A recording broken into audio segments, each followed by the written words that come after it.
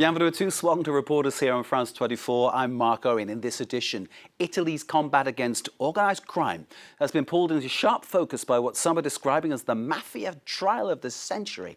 Already some 70 people have been convicted. Over 300 more are to face justice. The investigations targeted the Ndrangheta crime family.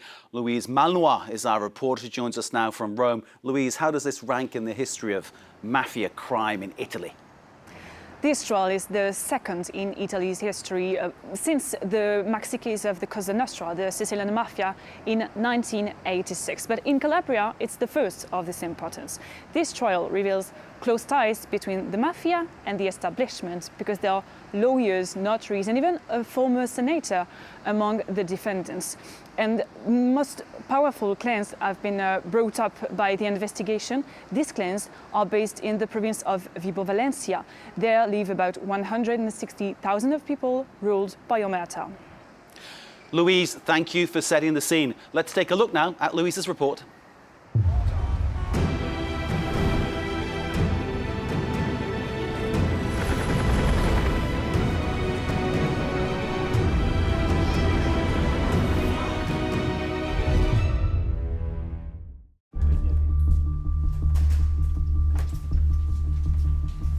Nicola Gratteri is one of the most endangered men in Italy.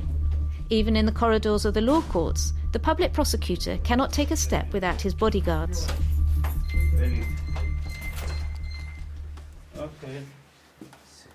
Allora io parlo con Capomolla. I'll let Capomolla know. You inform the others. Okay for 3 p.m. Goodbye, Your Honor. See you later. Ciao, ciao. For nearly a year now, he has been representing the state in the maxi-trial against the Ndrangheta, the Calabrian mafia, the most powerful criminal organization in Italy. I've been living under police protection since 1986. Over the last few years, it's got riskier. As public prosecutor, I'm pushing further and further. My investigations are digging deeper, and the pressure is building. We had to increase my police escort, and all my movements are planned ahead. The portraits of judges Falcone and Borsellino hang in his office. They were assassinated by the Sicilian mafia 30 years ago. Obiettivo di un nuovo attentato è stato il giudice Paolo Borsellino. Several days a week, the prosecutor sets off for the maxi-trial in his bulletproof car. His commitment puts his family at risk, and their lives are also in danger. One of my sons rides a motorbike, and their plan was to kill him, but making it look like he came off the road, an assassination that would appear to be an accident. This assassination plot came to light during the trial, divulged by one of the defendants, in this specially adapted courtroom, a disused industrial building guarded by the army. The room has been set up like a giant conference hall for the trial. Buongiorno, avvocato. Buongiorno, avvocato. This courtroom has a total area of 3,300 square meters. There are 1,000 seats. The defendants aren't here. They appear on screen using a video conference system directly from their prison. It would have cost 50 million euros per year to bring them all here and mobilized 10,000 police officers and prison staff for their protection and transport. This is a historic trial. There are over 350 defendants. In the Ndrangheta, nobody talks. The mafia is based on secret family structures. Managing to get a confession is a huge achievement.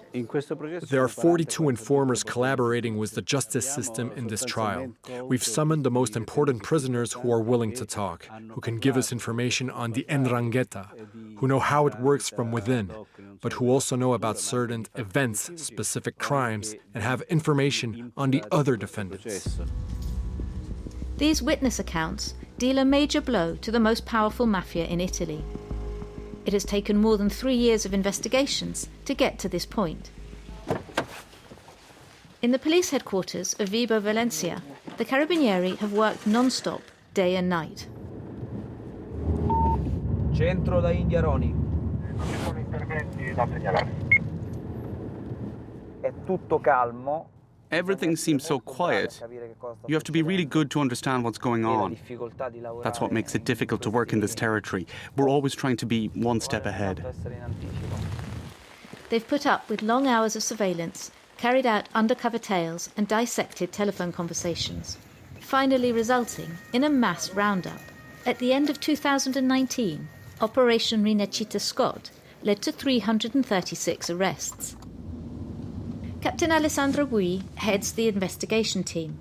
He remembers arresting Domenico Bonaventura, who had been on the run for 2 years. We're not going to stay longer than 5 minutes, okay? We can't attract attention. On the night of his arrest, we surrounded the house. As we entered the building, we found a number of other people who were acting as a cover for him, whilst he was hiding under the bed. The man that was hiding under the bed is accused of murder, attempted murder, and extortion. He has to defend himself in front of the court, but also in front of the victims.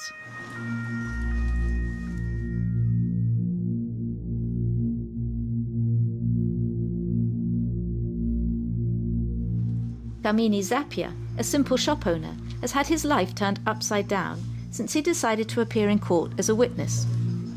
It's impossible for him to go anywhere without his 2 bodyguards. I can only go from my house to work, but it's worth it. It had to change. It requires sacrifices, but they're necessary. I've adapted to the new restrictions. Like most of the shop owners in Nicotera, this tobacconist was forced to pay the pizzo, the tax imposed by the mafia to have the right to remain open. 2 packs of cigarettes, please. I had to pay 15,000 euros every 3 months. But after I paid the first installment, they said it wasn't enough to pay the rent. So I understood that it would be never-ending. I continued to pay until I didn't have a single note left. There weren't even any cigarettes left here.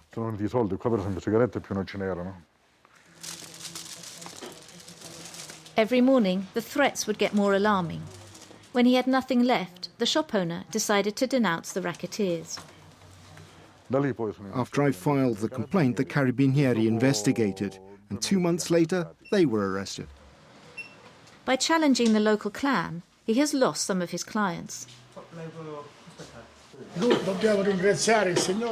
We're grateful he had the courage to do this, because it's not easy to do what he did. Hats off to Mr. Zappia.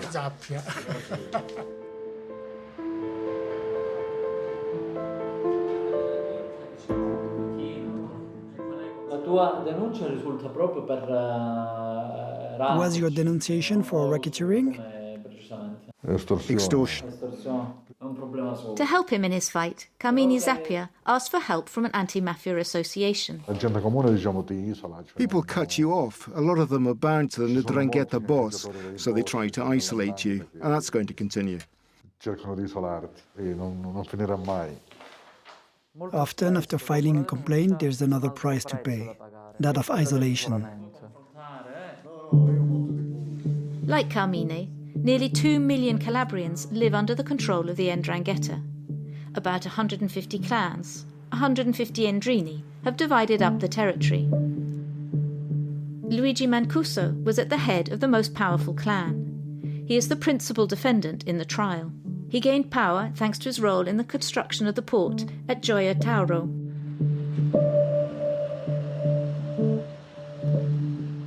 "7,000 containers are unloaded at this port every day. A very strategic spot for the Ndrangheta, who have become the most important traffickers of cocaine in Europe. Among all the European ports, this Italian port appears to be the one with the highest quantity of seized cocaine. Because we're talking about tons, not kilos. In 2020, our office seized nearly 7 tons of cocaine. The shipments arrive from South America, Asia, from all over the world. Okay, guys, you can bring in the container. Only 40 or so containers are inspected each day.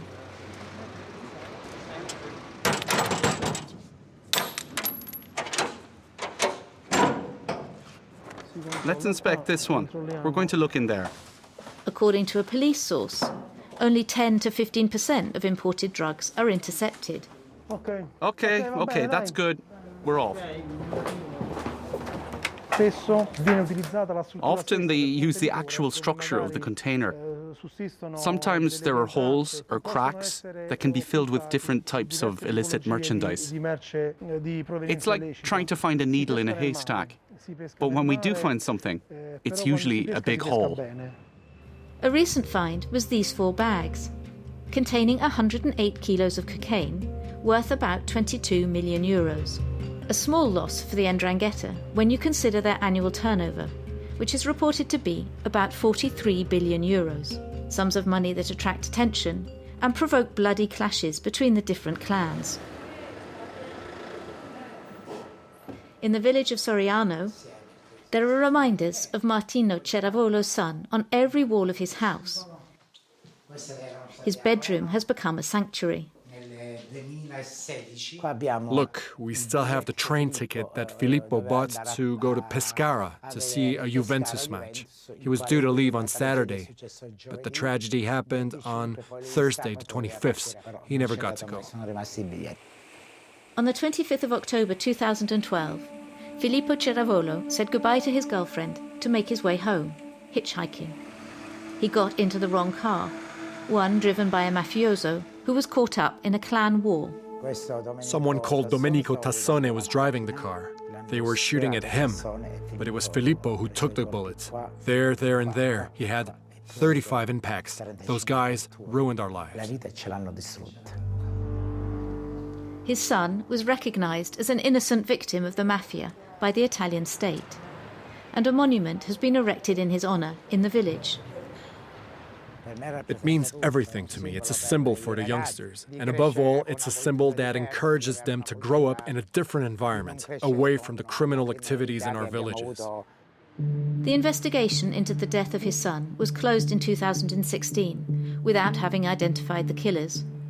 Martino is hoping that at some point during the maxi-trial, one of the informers might bring up some new information. We are meeting with one of them, Luigi Bonaventura.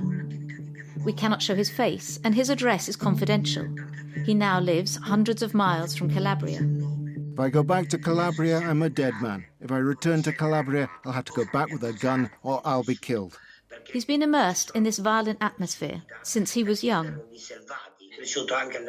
You grow up surrounded by weapons and you pick them up, you load them, unload them, you aim, you fire. It becomes a game. Born into an Ndrangheta boss's family, he was brought up to kill.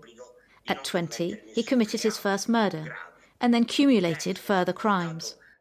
But when he became a father, he started to think about repenting.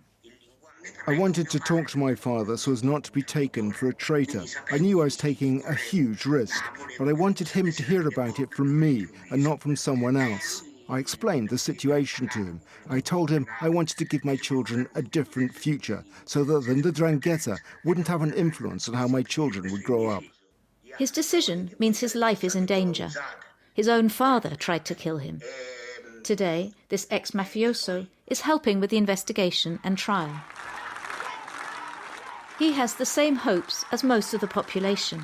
In Vibo Valencia, where 86 people have been arrested, 3,000 Calabrians have broken the silence and come out to applaud the police, a sign of historical and unprecedented support.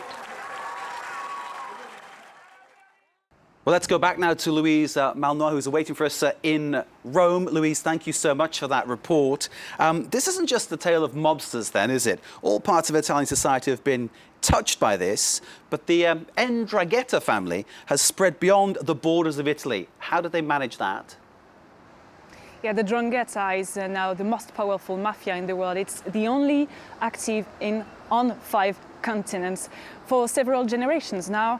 The Ndrangheta has sent clan members abroad, and then especially in South America, they've developed a strong relationship with local narco traffickers, and they negotiated the best price to buy cocaine, up to 40% less than others mafias like Cosa Nostra or the Camorra. And then this drug, they have to sell it and they have to launder the money.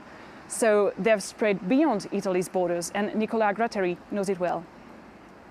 The mafia is not just an issue for southern Italy. It goes beyond Rome. The mafia is a global concern because the money laundering is organised through investments in rich countries, not in poorer southern cities. For two reasons. One, because it's easier to hide wealth in wealthy cities, and two, because the investments are safer. The mafia are investing in Germany, Belgium, the Netherlands, Switzerland, and the south of France. Let's go back to our correspondent, Louise. Does this case spell the end, or perhaps the beginning of the end, for organised crime in Italy?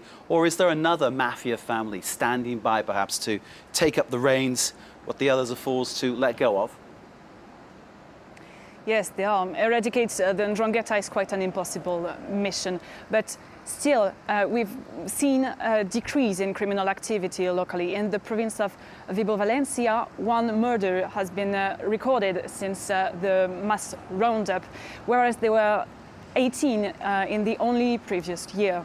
But at the same time, in the main street of Vibo Valentia, for example, stores remain closed today because 90% of the storekeepers were used to pay the pizzo previously, and now they're afraid to reopen, to be put under pressure by new groups. So the work of anti-mafia associations like Libera, for example, is very important to encourage people to remain part of the legal economy, to encourage locals to support these legal shops, in order to avoid going back to how it was before.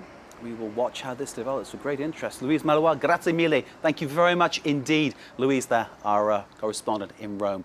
If you would like to see Louise's report again, you can, of course, via our website, france24.com. This is Reporters on France 24. Stay with us. Most of all, please, stay safe.